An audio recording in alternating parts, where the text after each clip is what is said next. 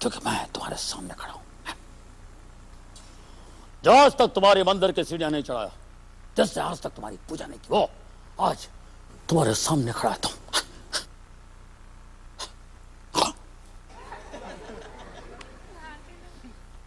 जमता नहीं अपने को। ये अमिताभ बच्चन जी की आवाज अपने से होता नहीं।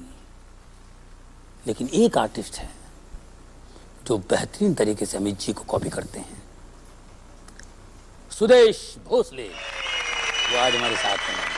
सुदेश जी, आपका बहुत बहुत स्वागत है हमारे स्टूडियो में। इतने सुरीले आर्टिस्ट हैं आप, जितना अच्छा गाते हैं उतना ही अच्छा आप कॉपी भी कर लेते हैं।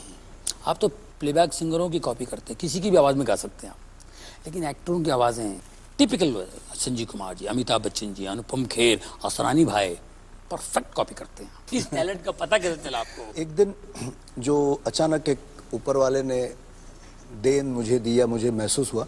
मुकद्दर का सिकंदर फिल्म देखी और दूसरे दिन जब स्कूल गया तो स्कूल में एक लड़की को देखकर अचानक बोला, ए जोराजान दरवाजा खोल दे। तो ये तो मैंने ऐसे बोल दिया, लेकिन और वो लड़की ने भी नहीं सुना, मेरे भी ध्यान में। लेकिन मेरे कुछ दोस्त थे, बोले यार ये तो अमिताभ बच्चन वाट तो तुझा आवाज़ अमिताभ बच्चन। तो उसमें एक मेरा दोस्त था जो मेरे पीछे पड़ गया, नहीं वो अमित जी जैसा लगा था उस दिन। तो एक छोटा टेप रिकॉर्डर लेके आया, मोनो वाला छोटा रहता ना, लाल बत्ती वाला। तो वो देव साहब की आवाज़ में मुझे सवाल किया, और अमित जी आजकल क्या चल रहा है? मैं हाँ भैया चल रहा है, शूटिंग वूटिंग चल रही है। तो जब मैंने दोबारा जब उसको सुना तो मैं हैरान हो गया कि अरे एकदम अमित जी जैसा लग रहा है। इधर तुम्हारे घर में, तुम्हारे सामने किसी ने फादर को, और तुम देखते रह गए। अगर इस दुनिया से किसी को उठाने का था, दफन को उठाने का था, वगैरह वगैरह। तो वो थैंक यू। आशा भोसले जी एक बार हमारा शो देखने आई थी, बोले दादा और अमिताभ बच्चन से आवाज़ चांगला है। तो बोले अमिताभ बच्चन तो बोले सब छोड़ के मैंने इतने अच्छे आवाज़ निकली, इनको दादा कौन के क्यों अच्छा लगे? बोले दादा नहीं, मतलब दादा मतलब सचिन दा। तो बोले वो मुझे गाना तू फिर सुना। तो मैंने जब जैसे आशा भोसले कह रही हैं आपको डायरेक्ट पहली मुलाकात में कि मुझे गाना सुनाओ, मैं तो कांपने लगा। नहीं बोले सुना, मुझे उस दिन बहुत अच्छा गाया था तुमने। तो मैंने आंखें बंद कर ली, भगवान का नाम लिया और मैंने वो गाना गाया, अमर प्रेम का। डोली में बिछाई के कहा हो लाए मोरे सजना के द्वार, हो बीते दिन खुशियों के चार, हो लाए मोरे सजना के द्वार, हो डोली में बिछाई के कहा। पूरा गाना खत्म करके मैंने जब आशा जी को देखा तो बाकी सारे लोग ऐसे डर के खड़े थे। तो मैंने सोचा मैंने कुछ गोल मारा बहुत बड़ा, कुछ खराब गाया मैंने। लेकिन देखा कि आशा जी अपनी कुर्सी पे ऐसे बैठी और जैसे गाना खत्म हुआ ना, मुझे ऐसे देख रहे और आंखों से उनके आंसू बह रहे। तो मैंने बोला क्या हुआ? बोले नहीं मुझे लगा दादा सामने खड़े होके गा रहे। अब इतनी बड़ी आर्टिस्ट से इतना कॉम्प्लीमेंट मिलना तो मेरे लिए बहुत बड़ी। और दूसरे दिन ही पंचम दा के यहाँ मुझे ले गई और पंचम दा मुझे बैंकॉक ले गए। वहाँ मुझे उन्होंने जब सुना और 86 में फर्स्ट ब्रेक प्लेबैक सिंगिंग का उन्होंने थे। आप सबकी आवाज़ें बिल्कुल आसानी से निकाल लेते। असरानी साहब को कैसे पकड़ा? आ रहे हैं आपके सामने अंग्रेजों के जमाने के जेलर, तो फिर हो जाते थे, हाँ, लेफ्ट राइट वगैरह वगैरह। और असरानी जी के साथ इतने शोज किए और इतना उनको, मतलब जितना ऑडियंस एंजॉय करती थी उससे ज़्यादा हम एंजॉय करते थे। और वो ऑर्केस्ट्रा कंडक्ट भी करते थे, कैसे कभी गाने भी गाते थे।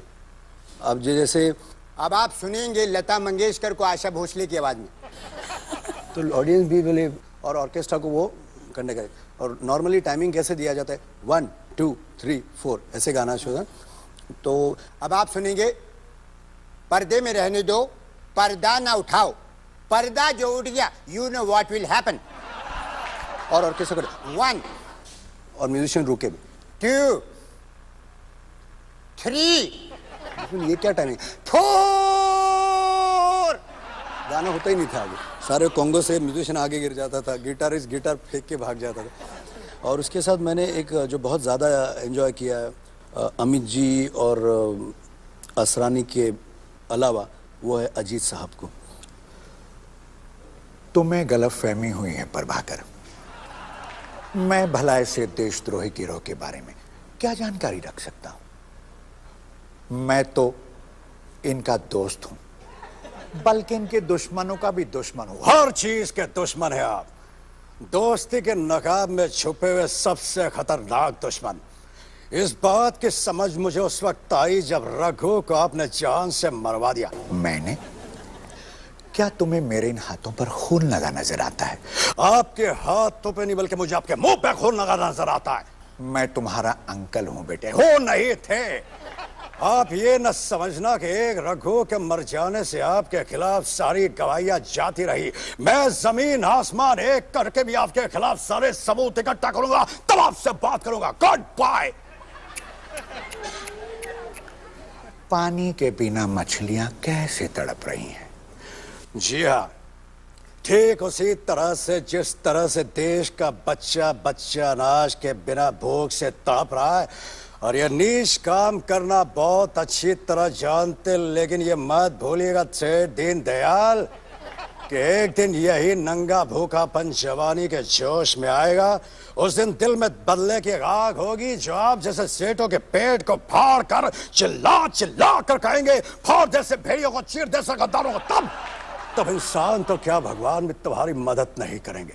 बड़ी बड़ी बातें करना तो हमें भी बहुत आती है प्रभाकर, लेकिन शायद तुम जानते नहीं कि सारा शहर मुझे लॉयन के नाम से जानता है, और इस शहर में मेरी हैसियत वही है जो जंगल में शेर की होती है। मानता हूं कि लोग आपको एक शेर के नाम से जानते हैं, लेकिन ये मत भूलिएगा सेठ दीनदयाल कि जब शेर आदमखोर बनता है तो सरकार उसे गोली का निशाना बनाकर कुत्ते की मौत मारती है। और इस बार शेर के शिकारी का नाम है प्रभाकर श्रीवास्तव। Good bye. बहुत बोलता है। Wish him all the best. दूध पीजिए, ये बहुत आपको ताकत देगा। आज नाग पंचमी है क्या? फरस नाग का दूध क्यों पिला रहे हो? यहाँ आपके इस जॉनी रो शो में जॉनी आलर में एक बिल्ली भी घूम रही है। उसके नाम से हम दूध पी लेते हैं। Cheers.